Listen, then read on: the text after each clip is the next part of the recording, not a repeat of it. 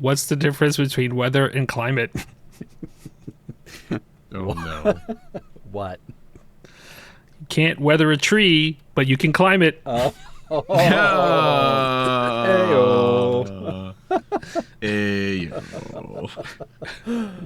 Whatever happened to the cow that was lifted into the air by the tornado? What? Utter disaster. Oh my God.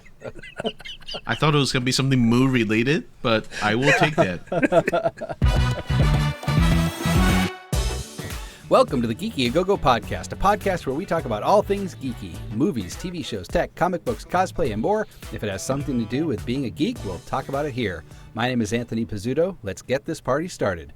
Joining me today in the Go-Go, the amazing talents of Chris Nitro, Eric Ho, and if his internet survives, Timothy Boylan. All right, gents, toots. We haven't heard from you in a while. What's been going on? How you been? How's the fam? How are the kids? What you doing? We're doing all right. You know what? I think I saw Eric twice on Friday and then again on Saturday because he came over to pick up coins, and I gave him the stuff for him, and then he came back because he forgot to get the stuff for somebody else. And then I saw him again because I forgot to give him his wife's stuff. So I think I saw Eric, 4 times in 24 hours? We'll go with that. All right, 4 times. That's a lot of Eric in 2 days.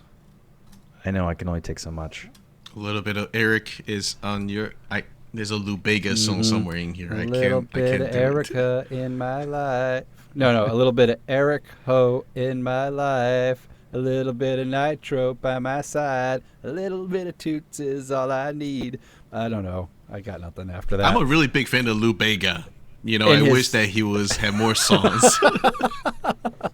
Lou Bega in his I'm a one big hit. fan of AP. Oh yeah? We need to continue that. Can you keep You know going? what? That might be For the listeners? We might put that in the after party. Little special riff of off of Lou Bega's. Is it Lou Bega or Lou Vega?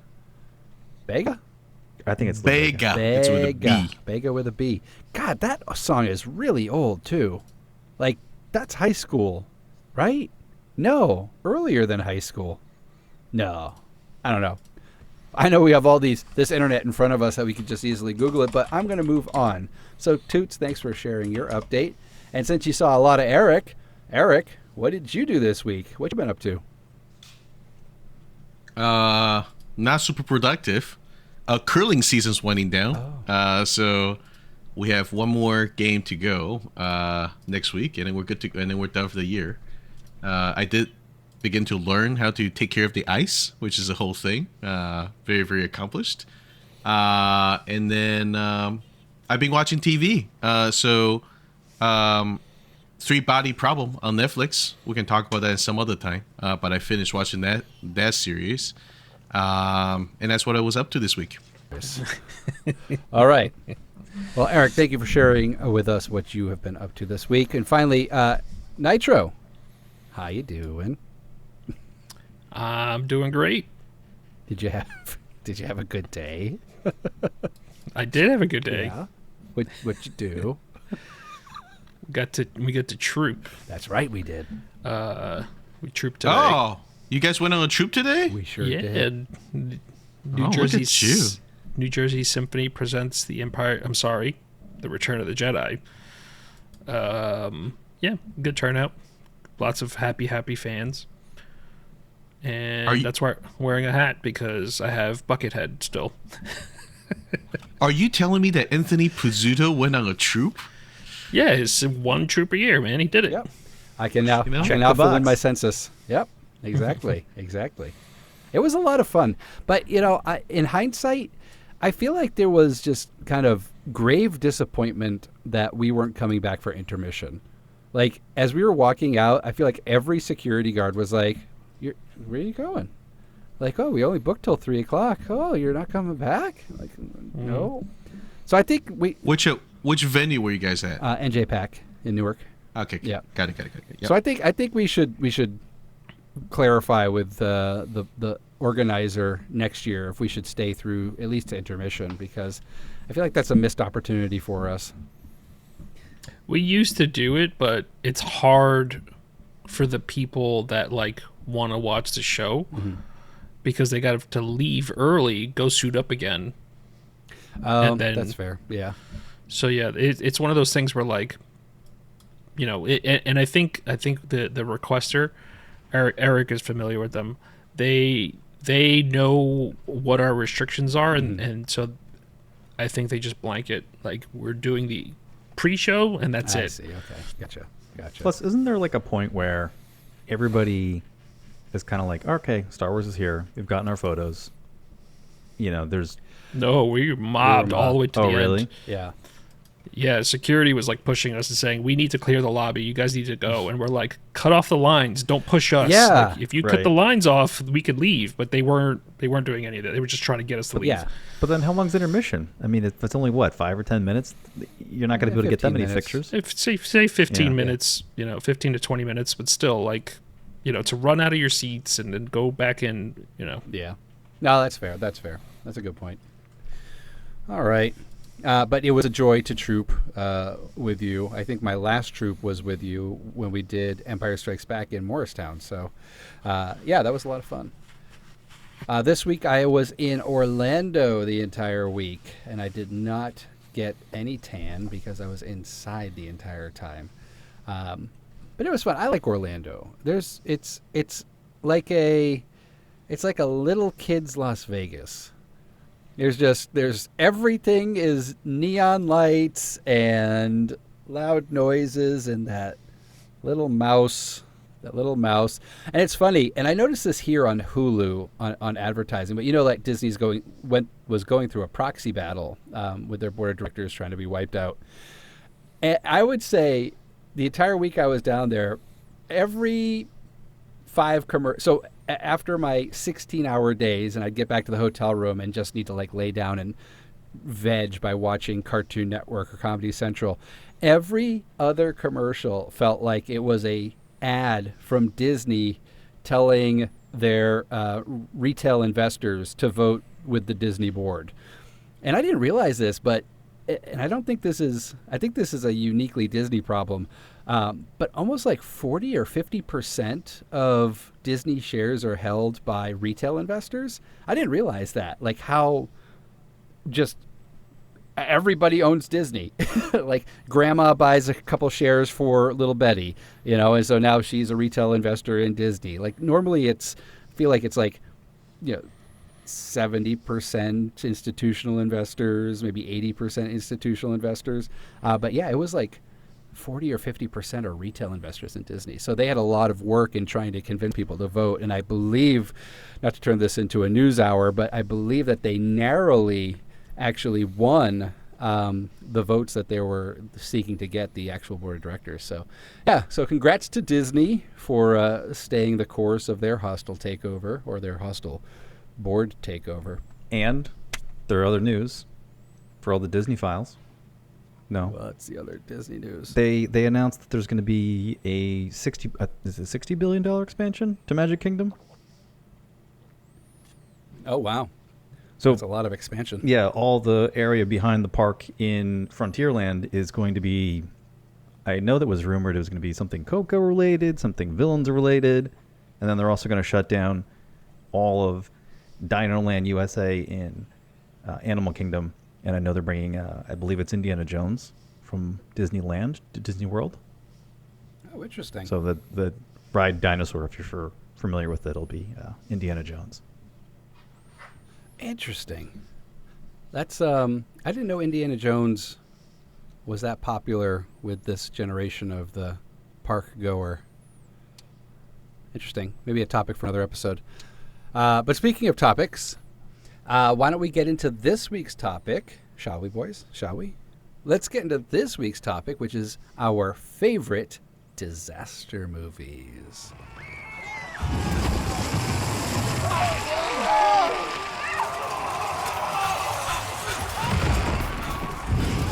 Friday, April 5th, 2024.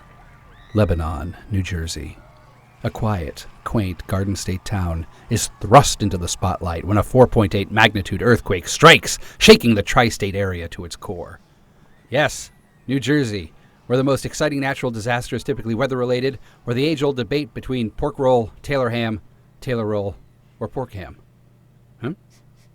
With our houses freshly shaken, not stirred, we decided to talk about our favorite non-monster disaster films, because we've talked a lot about Godzilla, Kong, Ghostbusters, supernatural things. We figured we'd take a step back and talk about our favorite non-monster disaster films.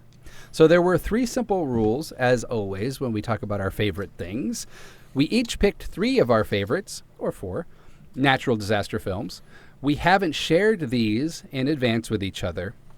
Now, if someone picks one of your films, I'm looking at you 3 beautiful people, the third is used as your backup. So we're going to talk about our 2 favorites, and we have some extras for backup. All right?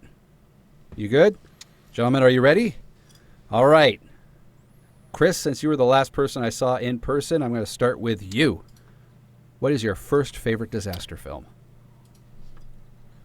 First, I want to correct what you called the earthquake of New Jersey 2024 to what the governor of New York called it, someplace west of New York. I did see that. Get out of here. Kathy She got destroyed on the internet. So yes, that's very nice of being nice to your neighbors. Somewhere west of New York. Governor, terrible person. Yeah. Okay. All right. We should have the reverse commuter tax. There you go. The Benny tax, is that what you would call it? I'm not from New Jersey, so I would say that. It's called the Benny tax. So yeah, my first pick for disaster, non-kaiju disaster film, or supernatural, all the above, is The Impossible. It's a 2012 film. The tagline here on IMDb, not pro. I don't have the pro version, Mr. Pizzuto. Is the story of a tourist family in Thailand caught in the destruction and chaotic aftermath of the 2004 Indian Ocean tsunami. Stars Naomi Watts, Ewan McGregor, and very first film appearance of Tom Holland, Mr. Spider-Man himself, or one of the Mr. Spider-Mans. I liked it a lot. It was a great film. I think they did a really, really good job of trying to get a family back together in the midst of this disaster, the tsunami that happened that year, 2004. Nice. No, that's good. That's a good one. As I was researching disaster films, that one is one that came up as well. And I didn't realize that was Tom Holland's first film, though. I mean, he is young in that movie, but I didn't realize that was his first one. Yeah, that's a fun one. Eric or Toots, have you guys seen that one, Impossible? Yeah, I knew Ewan McGregor's in it, and I knew Naomi Watts is in it, but I just never watched it. Yeah. I'm gonna have to add that one to the queue.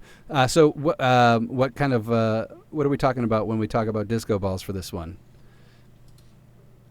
I mean, for me, it's a solid 4 disco balls. Nice. All right. Okay. And then what is your second?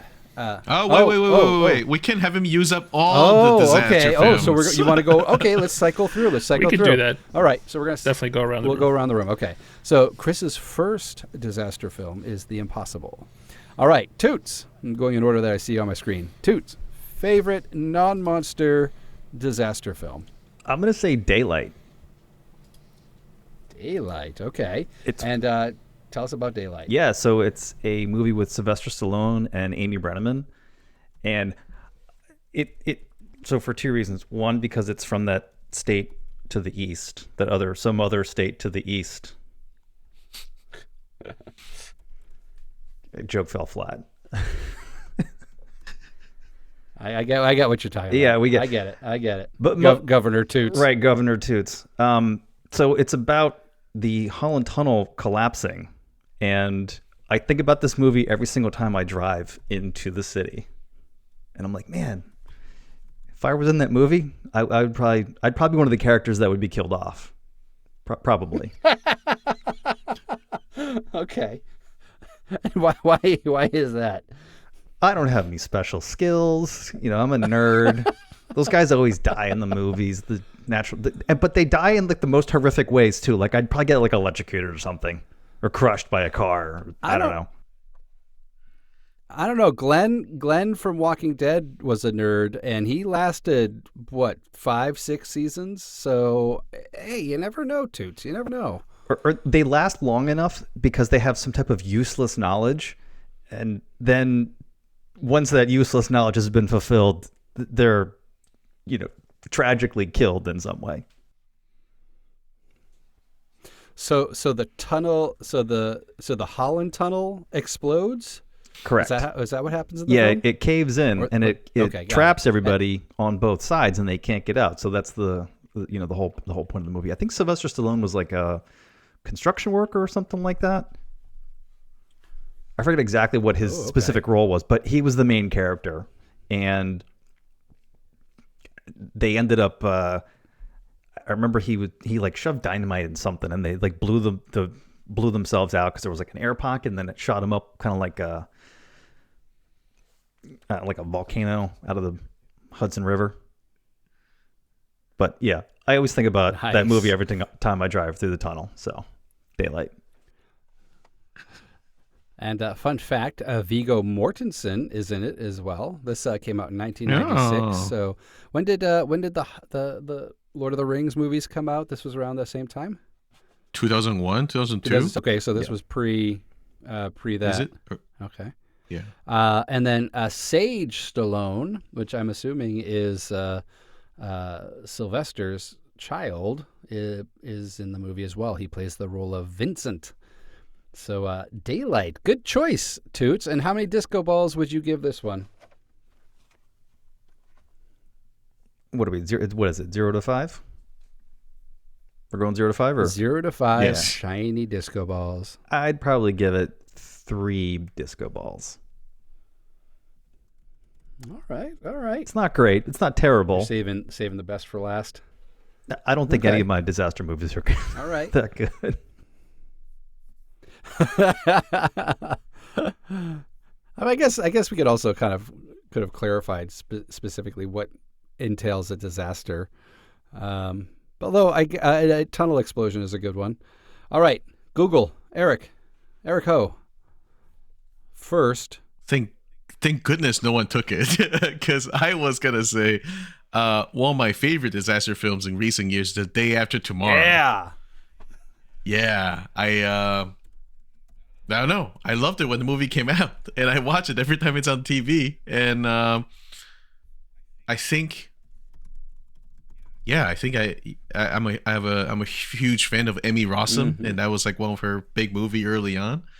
And climate change is a real thing, folks. And I think this is a fun movie to kind of see how that comes to life in a very, very quick fashion.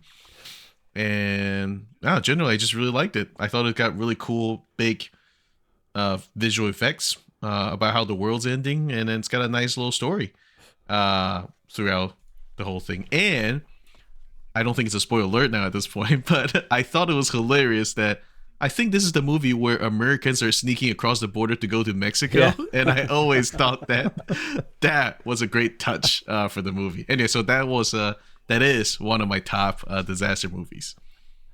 Amazing. That was actually going to be in my my list as well. Was Kevin Bacon in that movie?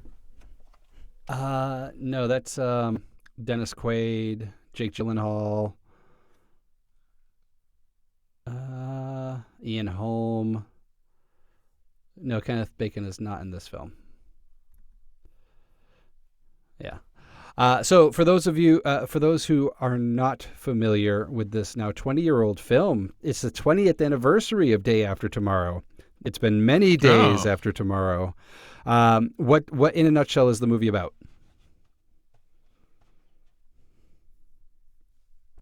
Climate disaster. Climate disaster. Just one of those crazy superstorm that happens that really shifted the. I don't know if this is the movie that talk about like the North, but anyway, so like storms start taking over the world. Yeah. So ice everywhere. Yeah. In a very quick, short period of time, people were not prepared. for it. I have a funny story about Day After Tomorrow. So Day After Tomorrow and Mean Girls came out the same time frame. And I may have told this story. I don't know if I've told this story on the show before. You told the story about you saw Mean Girls multiple Yeah, times. yeah. Well, so I also saw Day After Tomorrow multiple times. And I probably saw Day After Tomorrow more than I saw Mean Girls that summer or that season. And I had to pretend I hadn't seen it. I didn't have to pretend. I don't believe it wasn't like I was tied down. But I was dating a lot, and it seemed like every person that I was going on a date with wanted to see either Mean Girls or Day After Tomorrow. And I was like, yeah, sure, that sounds amazing. I think there was a similar experience with Titanic when I was in high school, but I feel like I saw that movie 100 times. Speaking of disaster films. But then everybody wanted to see Titanic multiple times back That then. is true. That is true. And that oh man. Oh, so it's my turn anyway. That could be a good segue. So I have like 12 disaster films because I also wanted to make sure that I had good coverage just in case you guys took one of them. All right, so you did Day After Tomorrow. We have Daylight, which I'd never seen, or The Impossible, which I've never seen. I'm going to have to watch both of those now. No, I should not watch The Impossible. Oh, how many disco Watch The balls? Impossible. Day After Tomorrow, solid 5. My God, so good. Whoa! No. Oh. Sorry. I said I was going to reserve the 5, so I will give it a 4. I was about to say our very first 5 disco ball. No. It's a 4. Okay, it's a 4. It's a 4. All right, so I'm gonna go with. So Day After Tomorrow is now gone. We should turn these into games, like bingo games or something, or drinking games, and we just do shots. When we do our favorites. That could be fun. We all get canned on the air. All right, I think my first choice. My first choice. All right, this is actually a really fun one. It's called Mean The Girls? Wave. It's not, but I did just watch the new one on my flight from Orlando back to New Jersey, and it was actually not that bad. Different songs. I was not familiar with the music. I'm not a fan of the music, and I know this isn't a what you're watching, but I know that it got a lot of shade about being a little bit more. The original was much more mean, I guess, and it wasn't as mean as the first one. I thought this one was just as good, if not good. How many Or disco balls? Not better. Ugh. For Mean Girls the musical, 3.5. That's It got 3. Focus. So, okay. Focus on disaster. Yes. Oh my God. It sounds like a Toots, disaster movie. Stop distracting me. That is a disaster movie. Well played. Well played. Okay. The first one is called what country is it from? It's Norwegian. Okay. It's called The Wave. I actually just discovered it. 2015. It's a Norwegian film. And it takes place in Norway and like this very like rural area, small town, maybe 6,000 people in this town, and this geologist kind of monitors this mountain pass that's slowly kind of collapsing, and they have to kind of keep an eye on it because if it collapses, it'll go into this gigantic lake, which will then cause a tsunami and wipe out the town.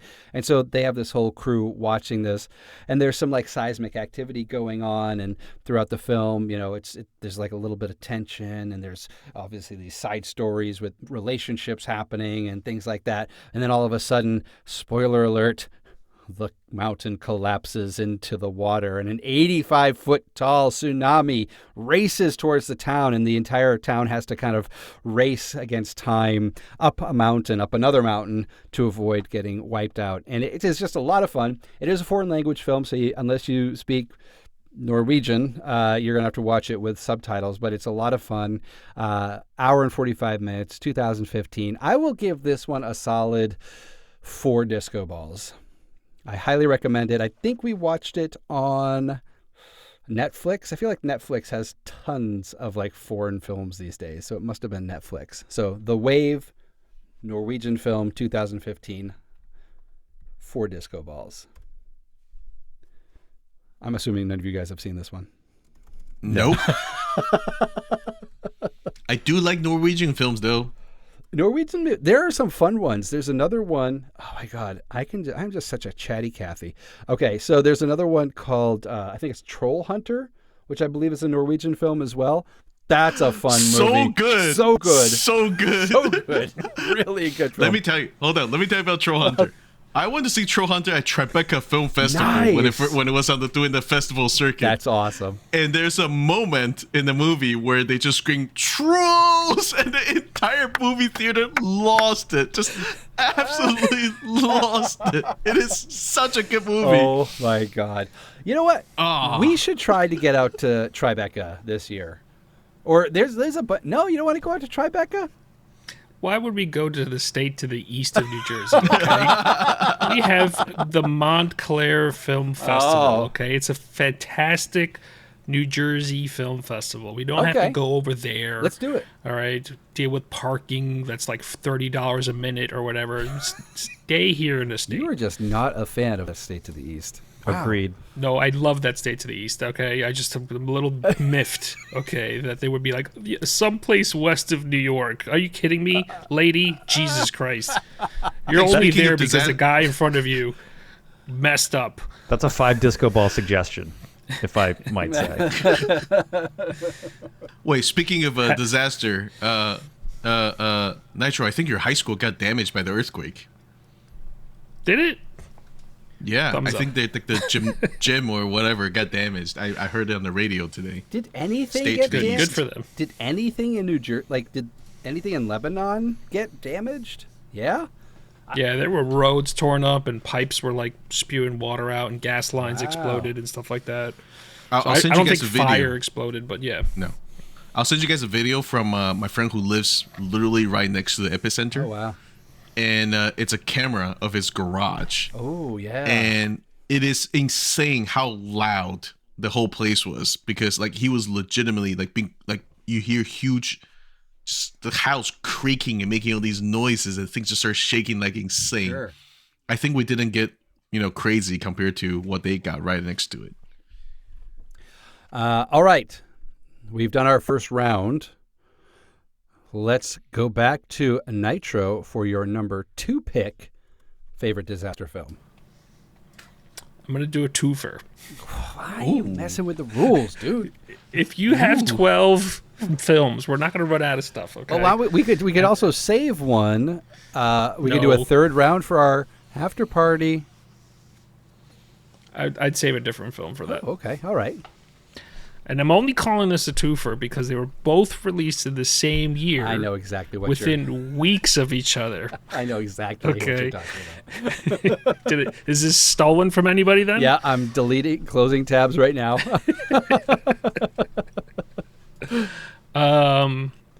So because the Great American Solar Eclipse is coming up tomorrow, right? Tomorrow as we speak. Yep. So Monday the 8th of April, I decided to go space route for my second round. And the 2 films, for the first film that came out was Deep Impact, with an asteroid threatening the Earth, followed by release just a few paltry weeks later was Armageddon, which is, we make fun of them all the time. I'm Michael Bay. I forgot the other guy's name. Jerry Bruckheimer. Just disaster flick. Let's throw money off Jerry Bruckheimer. That's it. Just throw money and make visual effects and put names and actors and all this stuff and pop cultural phenomenon and blah blah blah. Terrible science behind that film. Deep Impact was much more plausible, from what I understand. They tried to get the science right, whatever, in it, I believe, for Deep Impact. But they're basically both asteroid films. One actually hits the Earth, one misses the Earth, or causes minimal damage, I should say. So yeah, What else is there? Is there discussion here? Do I go straight to disco balls? What do we do? Wait, hold up. Do you guys know who wrote Armageddon? Everyone always remember Michael Bay directed it. Oh, J.J. Abrams wrote Armageddon. It's one of those things where I was like, oh, okay. Mm-hmm. Shame on you, JJ. Well, I mean, it's J.J. Abrams. Would have been better if there was a giant asteroid in Star Wars. So which one? So which one did you? Sorry, the struggle is real, Tim. Cut. Cut.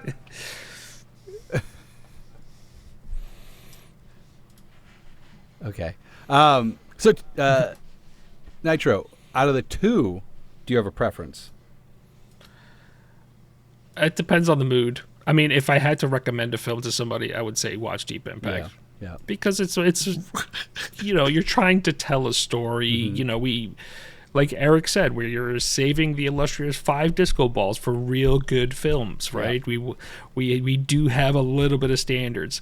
Although I understand Eric is like, yeah, you know you're getting into. This is just like lasers and explosions and so yes, there is a place for that too, okay? But if I had to pick one, hey, do you want a good story? Do you want good acting? Do you want like substance? It's Deep Impact. So having said that, I would give it the 4 disco balls.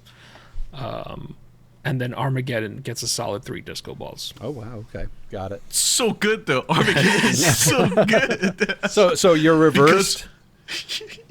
Because when the world has problems, we turn to a bunch of people who's never been to space and then send them into space. Oh, the one homage I do like, okay, in Armageddon is the throwback to Dr. Strangelove when I'm blanking on his name. What's the actor's name? In which one, Deep Impact or Armageddon? Armageddon. Who rides the nuke? Not Steve Buscemi. Steve Buscemi, Yeah. right? So he jumps on the nuke and he starts riding it a la Dr. Strangelove. The two don't compare, but it was definitely something there. And everyone's like, what do you get off the nuke? So yes, I do give it a little bit that's why I got a 3. Did I get a 2 or 1? I got a 3. Right. It was definitely entertaining, big explosions, sound, zero science. Zero science. And dude, like the cast for Armageddon is like stacked. It is absolutely stacked. It is. And what about you, Toots? Preference, Deep Impact versus Armageddon? I'm going to side with Eric and Chris and say Armageddon, just because it's so ridiculous. And the scene that Chris mentioned is actually hilarious.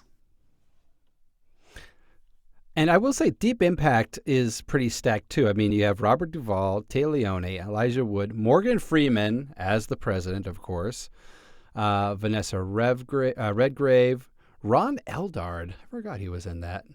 Jon Favreau's in this. Before Jon Favreau was really Jon Favreau. Oh, Mary McCormick is in this as well? I don't remember her in that. So, I mean, yeah. But I think the most hysterical thing is that they were, to your point, Chris, literally released 3 weeks apart, and they're practically the same movie. Go to the tomato meter. Do you have the tomato meter up on that? Pull it up. There is no way Deep Impact has a higher tomato meter than Armageddon. Did you know there was an Armageddon that came out in 2022? I don't want to watch that. There was also an Armageddon that came out in 1997. Interesting. Okay, but this is the one that came out in 1998. And while that's loading, I'm going to look up Deep Impact on Rotten Tomatoes. Ba-bum. Okay. Oh, no. Oh, my God. Armageddon. 26 years later? 43% on the tomato meter out of 117 reviews. What you're talking? This is the audience or critics? That's critics. Audience score 73%, so not terrible. Okay. And then Deep Impact 45% tomato meter. So it actually did outperform Armageddon from the critics, but audiences hated Deep Impact. 43% audience score. I don't think I've actually seen an audience score so low that the graphic is of a popcorn bucket tipped over, spilling popcorn. So That's what I'm talking about. all right, well, the people have spoken. All right, thank you, Nitro, for your 2-pack. Where did we go? Okay, so we're going to Toots next. Toots, what is your second disaster film? I'm going to say there's another 1996 film that involves tornadoes that we might have heard of. Twister. Twister. I think it's definitely a favorite of mine, and I like it just because it's kind of grounded in realism. You know, because these people are not, they're blue-collar scientists, they're studying storms, they're looking to understand when they start, how they start, where they start, and they just want to get these little balls into the tornado, and eventually they do. And the soundtrack is awesome, It's a good soundtrack. Yep. So quick elevator synopsis. Helen Hunt, Bill Paxton. Yep. Okay. So Twister was on my dance card for this one as well. So I'm going to remove it. Twister. I love Twister for a few reasons. I was living in Oklahoma when they filmed it. There was not a lot going on in Oklahoma back in like the early 90s. And so Hollywood came to town and was filming Twister. And that was like a big deal. That was very exciting. Now Oklahoma is like the Hollywood of the central United States. They have a big movie studio there. Stallone just filmed something. But that was a lot of fun kind of growing up and seeing kind of all that happening in Oklahoma. And I agree. The soundtrack is a lot of fun. The characters are great in it. Who is it? It was written by Michael Crichton, fun fact. And yes, has Helen Hunt, Bill Paxton, Cary Elwes, Philip Seymour Hoffman, rest in peace. He was R.I.P. phenomenal in that. Yeah. Alan Ruck is in it. Let's see. Yeah, there's a lot of good folks in here. But yeah, it's about storm chasers, chasing the storm, chasing the twisters, trying to get the data, and they're going after that Cat 5. No, good pick, Tim. Good pick. I think You guys all saw Twister, right? And there was a sequel. Was there a sequel coming out? No, it's coming out. Coming out in the summer. Twisters. It's called Sharknado. That's the sequel. It's called Sharknado. Get it right? Sharknado. Toots, you've had your movie, all right? Yeah. So Twisters, yes, Twisters. And does it follow? Who is it? Is it like a?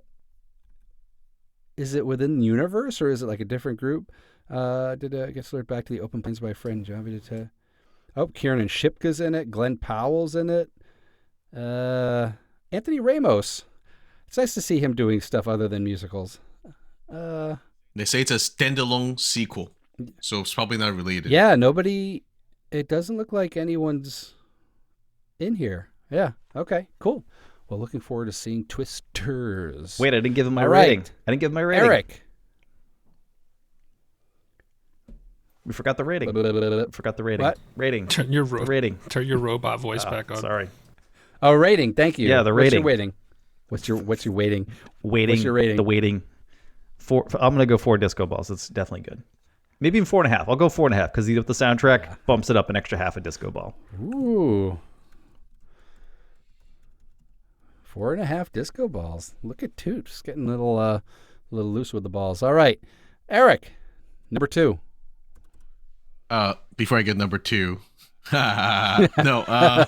Jesus Christ. I have a fun Philip Seymour Hoffman story to share. Okay. So in college, it was like snowing, and I went to a GameStop to buy a video game, and I came out very excited about this new video game I had just acquired, and I knocked into a man, almost knocking him down. And then I was like, oh my God, I'm so sorry. Pick the like help the guy, like held on to him, make sure he doesn't fall. And then he's like, I was like, oh, it's okay, it's okay. He left, and my friend just went, you just not almost killed Felix Seymour Hoffman. So What? Where was this? apparently, yeah, this is New York. Oh. Yeah, I was yeah, he was apparently, I guess he was walking down the street, and I didn't even notice. I was so excited about whatever video game that I was gonna That's at my awesome. head. That's awesome.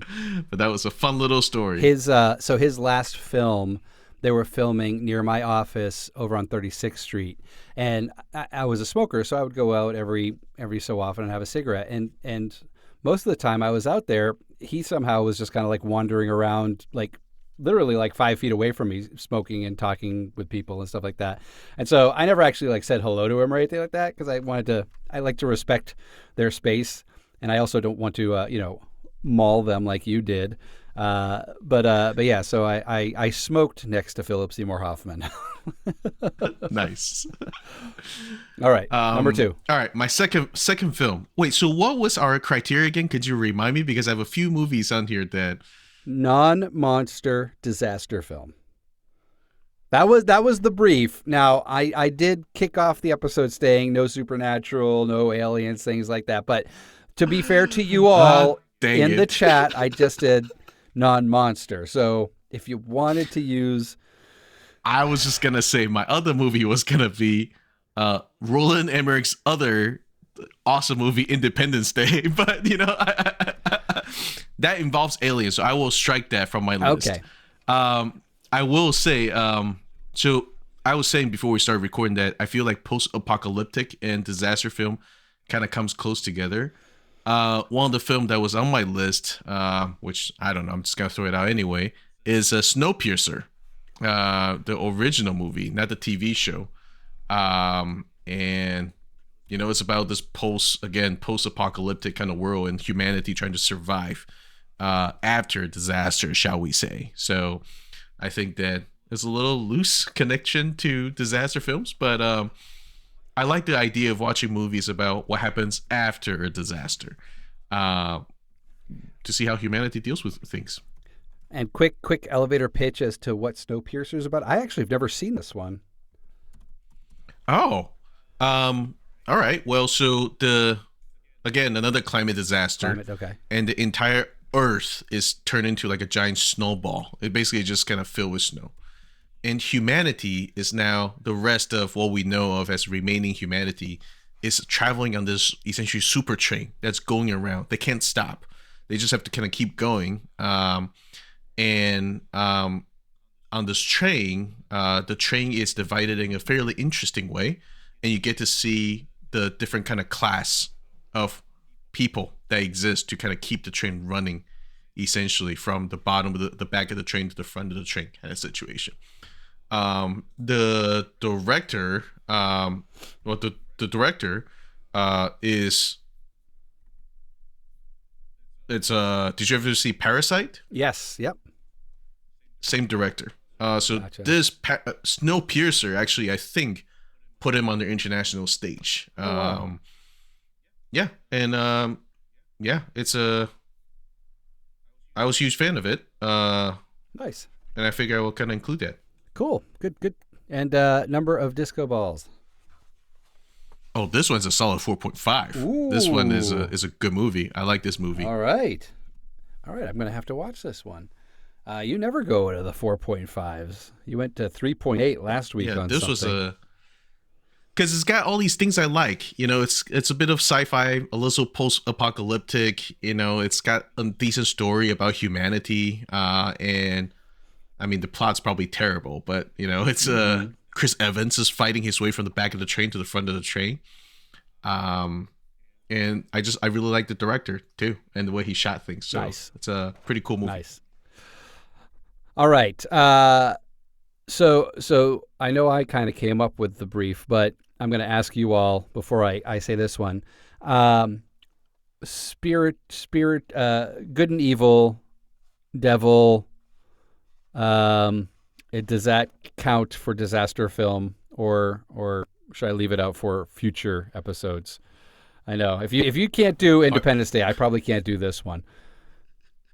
Okay, I'm going to pass then. All right, but I will tell you what it was. It's The Stand, the 1994 TV miniseries, The Stand, about a plague that wipes out pretty much all of humanity, and then the devil appears and tries to kind of rebuild his world in Las Vegas, of all places. Anyway, so, okay. Then in that case, I am really... you're not going to be surprised by this. Maybe you will be. 1997's most popular film. Near, far, wherever you are. That was me, by the way, falling off a door. That was you. It's just in falling case off my a door. acting didn't come through on screens. All right. Look, it is a disaster movie. By definition, it is a disaster movie. Acceptable. And thank you, Eric. It is probably... So from a visual effects perspective, it was spectacular. How they did that and how they pulled it off was just amazing. The visual effects were spectacular. James Cameron was the writer and director, and I think the entire world knows that he is like a hardcore Titanic guy. He like goes down there, seems like annually, I guess. He did a whole Deepwater special. The story's good, but just recreating the Titanic, the visual effects, the whole sequence where the ship is going down. I mean, it's just a wonderful spectacle. It's a very long film. And yeah, it's schmaltzy and whatever, but it's a good date night movie, I guess, back when you were in high school. But yeah, it's the visual effects that really sold it for me. And yeah, I thoroughly enjoyed that movie because I also saw that six times. Are you excited for the in sequel? The movie theater. Yeah, Titanic 2, Electric Boogaloo. Yes, very excited for that one. Let's see, Disco Balls. Oh, so for those of you who don't know what Titanic is about, it's about a big ship that hits an iceberg and sinks. The end. I will give Titanic. There's going to be so many question marks. I'll probably give it. I'll give it 4. I'll give it 4 disco balls. Purely. No question mark. No Thank question you. mark. Purely for visual effects. And I believe, didn't they win Everything that year? Where's their box office? It actually didn't have a really great opening weekend. It only opened to like $28 million, but it's Yeah, except everybody saw it like 10 times. yeah, exactly. Where's the awards section? Oh, Best Picture. Oh, 11 it won 11 Oscars. And I think it was also won Best Picture that year, if I'm not mistaken. It won Best Picture 1998. Kate Winslet, Best Actress. Gloria Stewart, Best Actress in a Supporting Role. I don't even know who that was. James Cameron, Best Director, Best Cinematographer. Yeah, they won a lot. Best Costume Design, Art Direction, Sound Effects, Film Editing. Yeah, Best Visual Effects. Yeah. So they swept the Oscars that year. All right, so that is mine. And what did I say? Let me tell you, by the way, Pizzuto. I don't know where you can ever find this, but I saw one of the first. I think it might be the first Titanic that was made in the 50s. It was a black and white film, I think. Oh, really? Oh, interesting. Yeah, and I really liked it, actually. Yeah. I remember I just came across it randomly on TV, and I went, "Is this Titanic?" And it's black and white. I don't know if it's black and white. I just remember when I first saw it many years ago, that I was like, this is such an old movie. And I remember one of my favorite thing about Titanic, the new one, was the music that was in Titanic, and especially as the crew was playing as the ship was going down. Spoiler alert. Same thing happened in the 53 version of Titanic. Oh, yeah. And as a matter of fact, I think because it's such an old movie, it felt even more poignant when they were playing it as the ship was going down. And I remember, I don't remember much about the rest of the movie, but I remember that part of it made me go, this is a good movie. Yeah. No, it was a good movie. I'll have to check that one out. Yeah, 1953, starring Clifton Webb, Barbara Stanwyck, Robert Wagner. But here's the real unhappily question, married AP. couple struggles to deal with their problems while on board the luxurious, ill-fated RMS Titanic. Here's the real question. They're building one. I think this billionaire from Australia. Would you sail on Titanic 2? Isn't that just bad luck? Like there are so many superstitions in the maritime world. Why would you do that? That just seems like you're ready for disaster. Oh, no, I would not sail on that. Actually, you couldn't pay me to sail on any cruise ship. I think the idea of going on a cruise is the most abhorrent thing I could possibly think to put myself through. So, yeah, no ship. But if we rented a yacht... I used to think... I used to think that, AP, and I went on a cruise, and I loved it. Really? So. Nah. But, like, the whole below deck thing, like on Bravo, like renting a yacht and spending a week on a yacht. Yeah, I totally do that. With me and a few pals, and the fam. Why not? Although that costs, like, Podcast from the 10 yacht? times more. Yeah, so we're going to do a live stream below deck. Let's get to... Just to close, by the way, this whole Titanic thing, because I just looked it up. Since we're talking about Rotten Tomatoes, the new one, so the one that you're talking about that you like, is 88% critics on Rotten Tomato, Wow. 69% audience. What? Yeah. The 1953 version is 92% on Rotten Tomato, so beats the 90s one. What? And then still has a solid 66% on audience reception also. Wow. So it might be a comparable movie, man. Interesting. Well, and I'm looking now at the critics' consensus, which it makes sense. So it summarizes it as a mostly unqualified triumph for James Cameron, who offers a dizzying blend of spectacular visuals and old-fashioned melodrama. Yeah, I mean, it's the Michael Bay, it's the Jerry Bruckheimer, it's now the James Cameron visual spectacle. So yeah, I guess I can see that. So, well, this critic gave it 4 disco balls. So take that, Rotten Tomatoes. All right. Any final thoughts on disaster films before we wrap up today's episode?